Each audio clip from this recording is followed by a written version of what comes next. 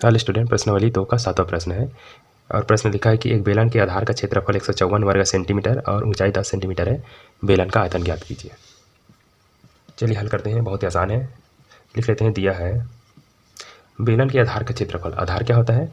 आधार जो है, बेलन का आधार जो है वृत्त के समान होता है। यानी कि ये बेलन है, खड़ी बना रहा हूँ देखिए, तो इसका आधार जो है ये जो नीचे और ऊपर यही इसका आधार है, तो ये जो है वृत्त के समान है। यानी कि आधार का क्षेत्रफल बोल रहा है, यानी कि वृत्त का क्षेत्रफल बोल रहा है। ठीक है, तो ऐसे लिख सकते हैं, बेलन के आधार, आधार के जगह हम कोष्टक में लिखेंगे वृत्त का क्षेत्रफल बराबर दिया है 154। ठीक है, 154 वर्ग सेंटीमीटर। ठीक है, और ऊंचाई दिया है 10 सेंटीमीटर। ठीक है, तो ऊंचाई को एच से दर्शाते हैं, तो एच बराबर दिया है 10 सेंटीमीटर। ठीक है, तो इसका जो है आयतन ज्ञात करने पर है, बेलन का आयतन। तो बेलन का आयतन का सूत्र है पाई आर स्क्वायर एच। ठीक है, यानी कि हमें आर और एच का मान पता होना चाहिए। तो यहाँ पर सिर्फ एच का मान दिया है, आर का मान हमें नहीं मिल पता है ना, तो आर का मान हमें यहाँ से मिलेगा। ठीक है, वृत्त का क्षेत्रफल के अनुसार से। तो चलिए यहाँ सूत्र लगा लेते हैं। ठीक है, यहाँ से देखिए, बेलन के आधार यानी कि वृत्त का क्षेत्रफल बराबर 154 है, तो इसको हम ऐसे लिख सकते हैं। आधार यानी कि वृत्त का क्षेत्रफल का सूत्र होता है पाई आर वर्ग या स्क्वायर बराबर 154 दिया हुआ है। ठीक है, देखिए आधार यानी कि वृत्त का क्षेत्रफल बराबर होता है पाई आर वर्ग, इसके बराबर दिया 154। तो हमें आर का मान चाहिए, तो हम ऐसे करते हैं, ये जो है पाई को इस तरफ भेज देते हैं। ठीक है, तो चलिए पाई को उस तरफ भेजेंगे, तो जो है अगर इसको चाहे तो आप 22/7 भी लिख सकते हैं ऐसे।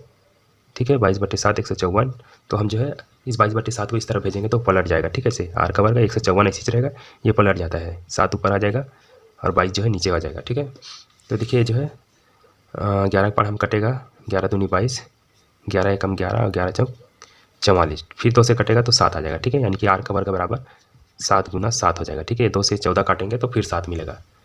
ठीक है, और यहाँ से पहले से 7 है, और देखिए आर का वर्ग यहाँ 7 गुना 7, यानी कि एक आर बराबर क्या हो जाएगा, 7 ही होगा। ठीक है, यानी कि यहाँ पर समझ लीजिएगा मैं क्या किया हूँ, ये जो वर्ग है इसको इधर भी लाएंगे तो इसे वर्गमूल बन जाएगा या करनी बन जाएगा। ठीक है, और करनी में क्या होता है, जिसका जोड़ी होता है वो एक बन जाता है। ठीक है, एक तो संख्या बन जाएगा, तो यहाँ पर डबल साथ था, वर्गमूल या करनी हटाए तो एक साथ हो गया। ठीक है, अब हमें आर का मान मिल गया, एच का मान पहले से दिया हुआ है, तो हम जो है बेलन का आयतन आसानी से निकाल सकते हैं।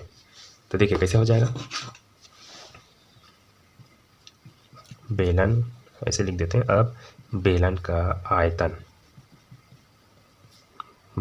बराबर होता है pi r square h, pi r square h. चलिए मान रखते हैं, पाई का मान 22/7, आर का मान 7 है और वर्ग है तो 2 बार लिखेंगे, 7 गुना 7 करके।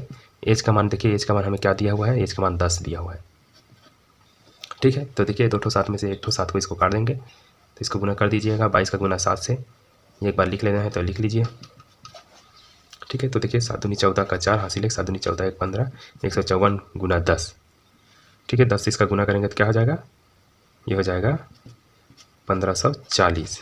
ठीक है, 1540, और ये जो है आयतन है इसलिए इसको जो लिखते हैं घन, सेंटीमीटर है तो सेंटीमीटर लिख देना है, घन सेंटीमीटर।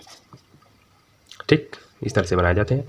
इसको एक और शॉर्टकट याद आ रहा है अचानक से। ठीक है, देखिए यहाँ पर 154 था और यहाँ 10 था, उसी का गुना कर किए हैं। देखिए इसका मतलब हम जो है यहाँ बेलन का आयतन का सूत्र लगाए थे पाई आर स्क्वायर एच। देखिए पाई आर का वर्ग एच, तो यहाँ पर हम सीधा आर वर्ग का कोई मान नहीं रखते, सीधा यहाँ पाई आर का वर्ग बराबर 154 डायरेक्ट यहाँ रख देते हैं, और एच का मान 10 दिया हुआ है, तो यहीं से ये सब आर का मान निकालने की ज़रूरत नहीं पड़ता है ना।